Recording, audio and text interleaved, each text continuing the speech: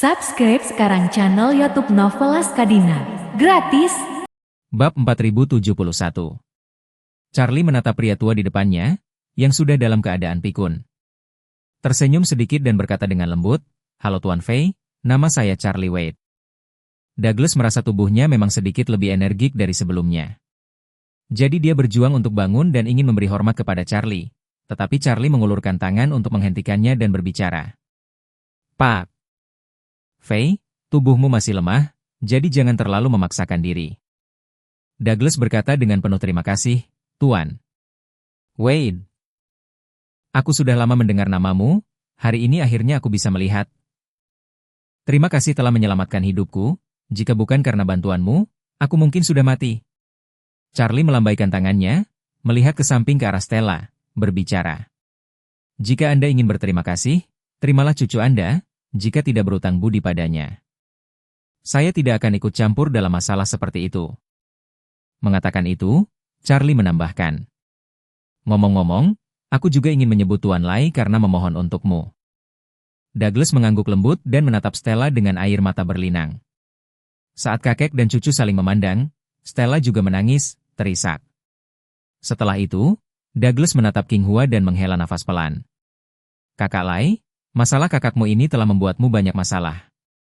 King Hua berkata, "Mengapa kamu masih sopan denganku?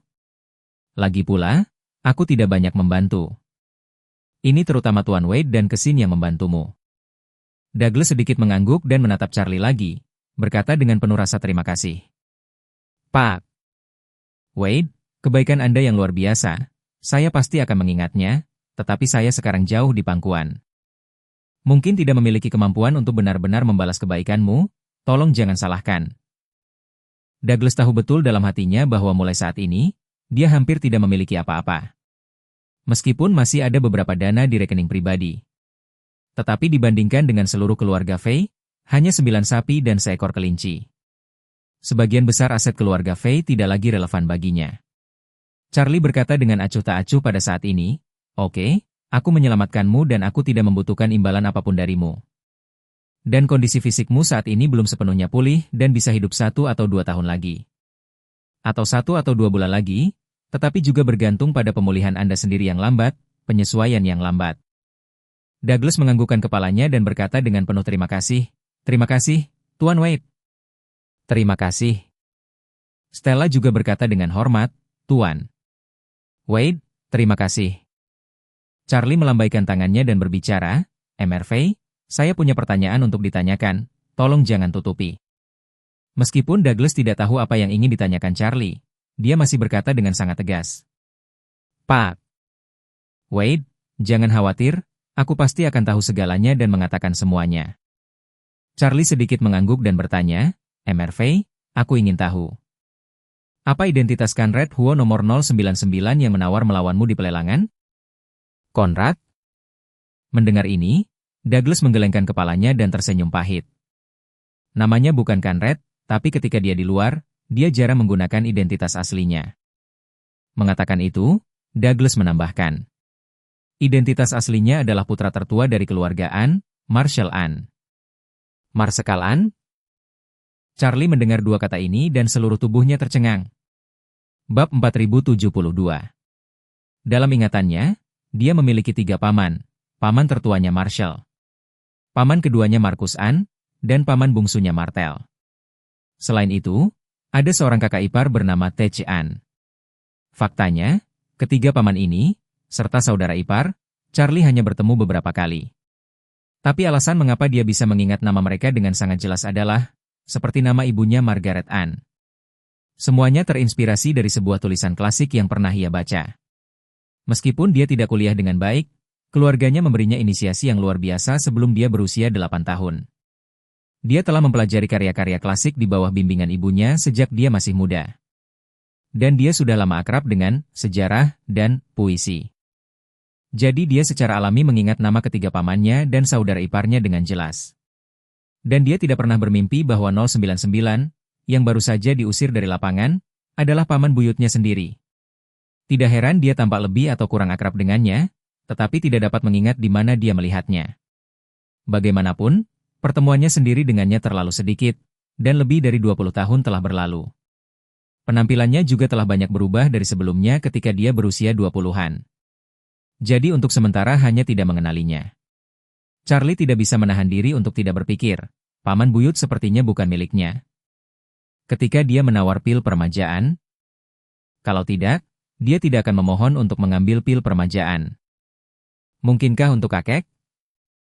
Tapi, sebelum pelelangan, saya baru saja berbicara dengan Pak Lai tentang kakek. Dan Pak Lai juga mengatakan dengan jelas bahwa kakek, untuk semua ini, selalu tidak percaya. Lalu untuk siapa dia menembakkan pil permajaan ini? Charlie langsung berpikir keras. Kemudian, dia tanpa sadar menatap King Hua, yang juga bingung. King Hua juga menebak keraguan di hati Charlie dan berkata dengan cemberut. Sejak ayah Nicholas meninggal, pada dasarnya aku tidak punya urusan dengan keluargaan. Dan sekarang menghitung, ada lebih dari 40 tahun, tetapi dengan pemahaman saya tentang Nicholas. Dia seharusnya tidak percaya pada sesuatu seperti pil permajaan. Mendengar ini, Charlie akhirnya mengerti bahwa King Hua tidak melihat paman buyutnya selama bertahun-tahun, jadi dia tidak mengenalinya di pelelangan. Dan Stella, yang ada di samping, baru saja melihat dengan jelas ekspresi Charlie. Terkejut sesaat ketika dia mendengar dua kata, Marshall An. Selain itu, dia juga melihat dengan matanya sendiri, Charlie dan King Hua tentang Marshall ini, sepertinya memiliki semacam kontak mata. Pada saat ini, dia langsung menyadari di dalam hatinya. Pak Wade dan Tuan Lai, keduanya pasti memiliki semacam hubungan dengan keluargaan. Kalau tidak, Tuan Wei tidak akan pernah menunjukkan kengeriannya, dan mereka berdua tidak akan pernah melakukan kontak mata seperti itu. Pak Lai tidak perlu menebak-nebak, karena dia hanya mengatakan itu. Dia tidak berhubungan dengan keluargaan sejak kematian ayah Nicholas. Pernyataan ini didorong ke belakang, yang berarti bahwa Pak Lai memiliki persahabatan yang baik dengan keluargaan ketika ayah Nicholas masih hidup. Tapi Tuan Wade masih sangat muda dan telah tinggal di daratan. Bagaimana dia bisa terlibat dengan keluargaan peringkat kedua di Amerika Serikat? Memikirkan hal ini, Stella tiba-tiba teringat hal lain. Putri keluargaan yang paling saya kagumi, Margaret, menikah jauh ke Cina dan turun ke keluarga Wei Cina saat itu. Dan kemudian dia meninggal muda 20 tahun yang lalu. Dia hanya bisa bergumam dalam hatinya, sebuah keluarga. Margaret. Keluarga Wade. Zhongquan Wade. Wade. Charlie. Wade. Memikirkan hal ini, dia sepertinya tiba-tiba memikirkan sesuatu, dan hatinya ngeri. Pada saat ini, dia akhirnya menebak semua identitas Charlie. Jadi, dia bukan hanya Master Wade dari Aurous Hill yang terkenal, tapi juga putra dan cucu tertua dari keluarga Wade. Tidak hanya itu, dia bahkan cucu tertua dari keluarga An. Dia satu-satunya putra idola hidupku Margaret An. Legenda mengatakan bahwa Margaret, suaminya, dan putranya, semuanya tewas karena konspirasi. Tapi di luar dugaan, putra Margaret selamat. Pada saat ini, Stella akhirnya mengerti bahwa dia, keluarga Nona Fei. Dia pikir dia adalah sesuatu yang besar ketika dia tiba di Aurous Hill. Tapi dia tidak pernah bermimpi bahwa di lanskap Aurous Hill ini, ada kepribadian yang nyata, seekor naga, Charlie. Bab 4073. Melihat melalui identitas Charlie pada saat ini, seolah-olah Stella telah mengambil jerami asli yang menyelamatkan hidupnya. Dia tiba-tiba berlutut lagi dan tersedak saat dia memohon. Tuan Muda Wade, tolong bantu kakek saya dan bantu dia mengambil kembali kekuatan besar keluarga Fei. Ketika kata-kata Stella keluar, Douglas tertegun dan tercengang. Dia tidak bisa mengerti mengapa Stella memohon pada Charlie untuk membantunya mengambil kembali kekuatan besar itu. Bagaimanapun, meskipun Charlie memiliki pil permajaan, bahkan jika dia memberikan pil permajaan kepadanya, dia hanya akan bisa bertahan. Bertahan tidak sama dengan bisa mendapatkan kembali kekuatan besar keluarga Fei. Karena putra sulungnya sendiri telah bertindak untuk membasminya sampai ke akar-akarnya, dia tidak punya cara untuk bersaing dengannya. Bahkan, dia mungkin tidak bisa kembali ke Amerika Serikat sama sekali. Alasannya adalah, begitu dia kembali ke negaranya, putra sulungnya pasti akan menganggapnya sebagai duri di sisinya, dan tidak akan membiarkannya kembali hidup-hidup apapun yang terjadi. Di sisi lain, King Hua terkejut sekaligus senang. terkejut bahwa Stella dapat menembus identitas asli Charlie. Kegembiraannya adalah dia benar-benar memohon pada orang yang tepat saat ini. Selain Charlie, tidak ada orang kedua yang memiliki kemampuan untuk membantu Douglas mendapatkan kembali kendali atas keluarga Faye. Charlie juga sangat terkejut. Dia tahu bahwa Stella pintar, tetapi dia tidak menyangka Stella begitu pintar. Pasti dia baru saja mendengar nama paman buyutnya. Dia tidak mengendalikan ekspresinya sekaligus dan ditangkap oleh Stella.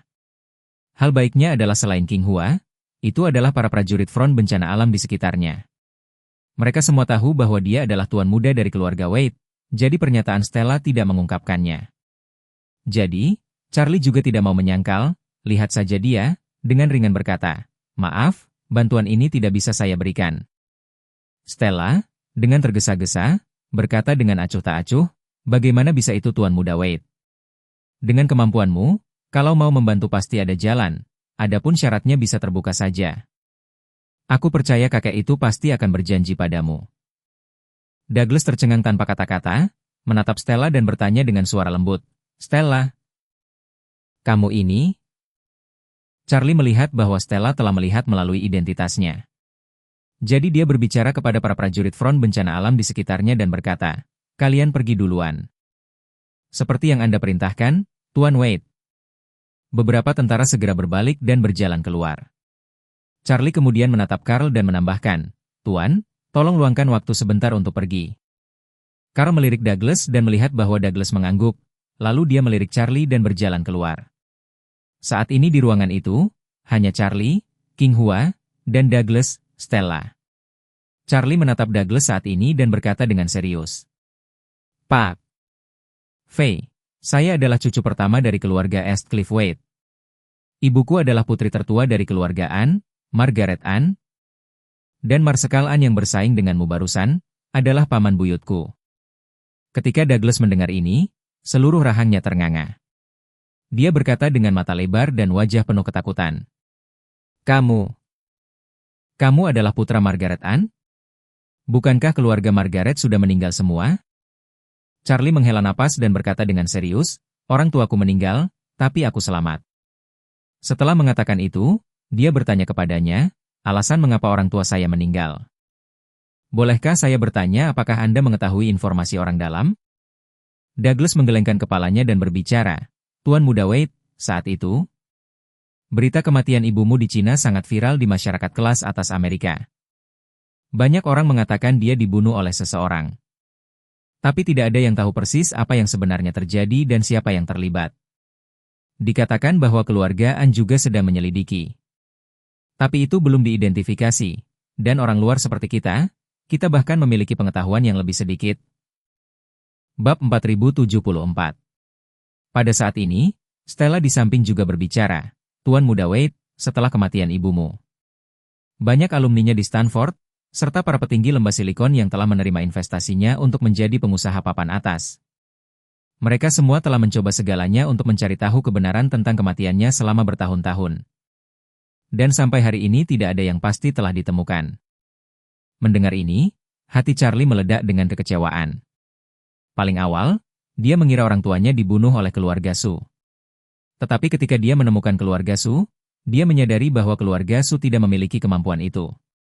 Segera setelah itu, dia berpikir bahwa keluarga Wade harus tahu alasan mengapa orang tuanya dibunuh. Tetapi penatua Wade juga bingung tentang hal itu. Sekarang dia merasa bahwa Douglas mungkin memiliki informasi orang dalam yang tidak dia ketahui, tetapi dia juga tidak tahu apa-apa tentang itu. Yang paling membuat Charlie putus asa adalah bahwa keluarga kakek tampaknya juga tidak tahu alasannya. Tidak hanya itu, begitu banyak teman lama ibu di Stanford, dan begitu banyak perusahaan internet tempat dia berinvestasi. Sangat sulit dipercaya bahwa begitu banyak orang pintar teratas mereka bergabung, tetapi mereka juga tidak dapat menemukan petunjuknya. Dia sekarang juga tidak tahu, dia sebenarnya harus menemukan orang-orangnya, untuk mencari petunjuk terkait pembunuhan orang tua. Dan saat ini, Douglas memandang Charlie, tetapi matanya bersinar terang. Menurutnya, Charlie adalah cucu dari Nicholas Anne. Jika dia bisa memobilisasi kekuatan keluarga Anne, pasti tidak sulit untuk membantunya mendapatkan kembali kekuatannya. Karena itu, dia buru-buru memohon, "Tuan muda Wade, saya berani memohon kepada Anda untuk membantu merebut kembali kendali keluarga Faye. Jika memungkinkan, Saya ingin memberikan 20% dari semua industri keluarga Fei sebagai hadiah. Charlie tersenyum dan bertanya, apa yang membuatmu berpikir aku bisa membantumu mengambil kembali kekuasaan? Douglas berkata dengan acuh tak acuh, Tuan Muda Wade, Anda adalah cucu dari Tuan Nicholas An.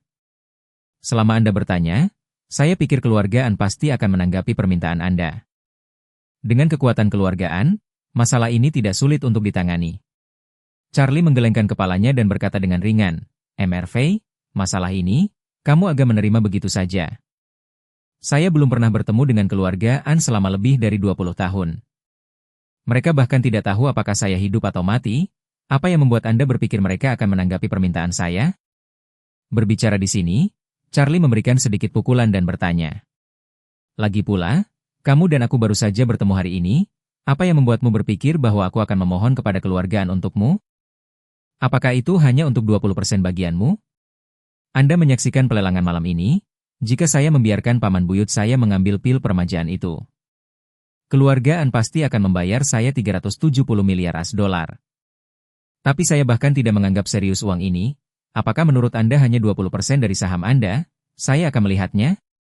Mendengar kata-kata ini, wajah Douglas berubah menjadi abu-abu mematikan. Dia hanya berpikir bahwa Charlie memiliki kemampuan untuk membantunya. Tapi sekarang dia memikirkannya, dia tiba-tiba mengerti itu hanya karena Charlie memiliki kemampuan untuk membantunya. Itu tidak berarti bahwa dia memiliki kewajiban untuk membantu. Memikirkan hal ini, dia tersenyum pada dirinya sendiri dan meratap, Tuan. Wade benar, akulah yang terlalu banyak berpikir. Di samping, Stella juga tampak menderita palu berat di hatinya. Pada saat ini, dia juga tiba-tiba menyadari bahwa bantuan yang dia berikan kepada Charlie. Dia sudah menggandakannya dengan setengah dari Blood Dissipation Heart Saving Pill. Jadi kualifikasi apa yang dia miliki untuk meminta bantuannya? Pada saat ini, King Hua menghela nafas dan berkata, Douglas, aku tahu kamu kesal, tetapi kamu harus tahu bahwa kamu hampir tidak memiliki apa-apa. Tetapi pihak lain telah mengambil kendali keluarga Fei dengan nilai pasar hampir $1 triliun. Dengan perbedaan kekuatan yang begitu besar, kamu tidak bisa menang.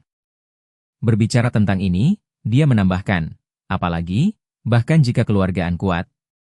Tidak mungkin untuk dengan mudah membantu Anda merebut kembali kekuasaan, ini bukan perang antara dua negara. Siapa yang kuat? Siapa yang bisa menghancurkan pihak lain? Ini adalah era perdamaian, adalah aturan masyarakat hukum. Semuanya harus sejalan dengan prinsip-prinsip dasar hukum. Putramu merebut kekuatanmu, mengandalkan rencana darurat tertinggi. Cara yang masuk akal dan legal, keluarga An merebut kekuasaan putramu, mengandalkan apa? Apakah itu akan bergantung pada penggantian keadilan Tuhan? Bab 4075.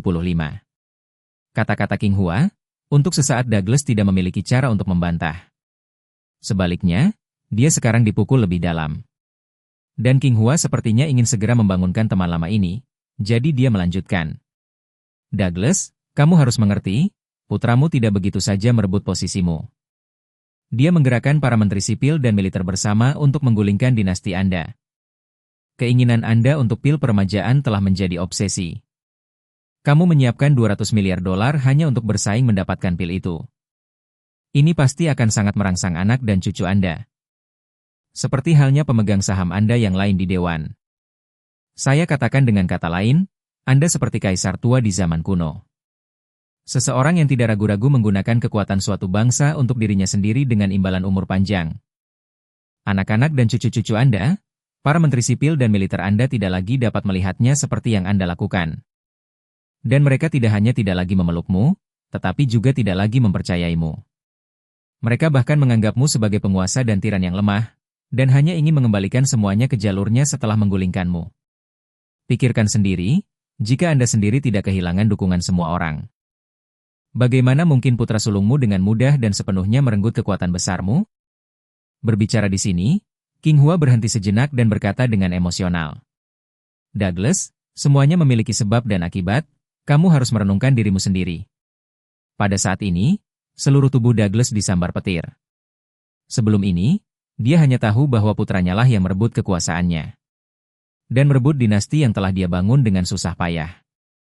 Tapi sekarang dia menyadari bahwa dialah yang bertekad mencari umur panjang. Dengan demikian juga menghilangkan fondasi dukungan dan kepercayaan pada dinastinya sendiri. Dalam keadaan seperti itu, Apalagi yang ingin dia ambil kembali kekuasaannya? Ini hanyalah mimpi orang bodoh. Memikirkan hal ini, Douglas terdiam dan menangis. Dan Stella juga terbangun oleh kata-kata King Hua. Dia berharap kakeknya akan berumur panjang. Jadi dia sangat mendukung pencariannya untuk umur panjang dan pil permajaan. Tetapi terlepas dari kesalehan berbakti, dia seharusnya memiliki seorang cucu. Sebagian besar dari ini juga didasarkan pada kepentingannya sendiri. Dia dan ayahnya, serta kakak-kakaknya dari ayah dan ibu yang sama. Mereka semua selalu kekurangan akar yang cukup dalam keluarga dan harus bergantung pada restu dari orang tua untuk hidup sedikit lebih mudah. Jika lelaki tua itu meninggal lebih awal, ayahnya, sebagai putra bungsu, pasti hanya mendapat manfaat paling sedikit. Ini adalah inti dari masalah ini. Keinginannya agar kakeknya hidup tidak berarti bahwa orang lain juga berpikir demikian. Pada saat ini, Charlie tiba-tiba berbicara dengan dingin dan berkata. Saat itu, Yan Wangju dibangkit memberontak, setelah mengusir keponakannya Kaisar Jianwen dari istana. Dia masih kesulitan tidur dan makan, dan menghabiskan hidupnya mencari keberadaan Kaisar Jianwen. Kamu sekarang juga harus berhati-hati terhadap putramu yang membuatmu punah. Douglas memandang Charlie, tersenyum pahit.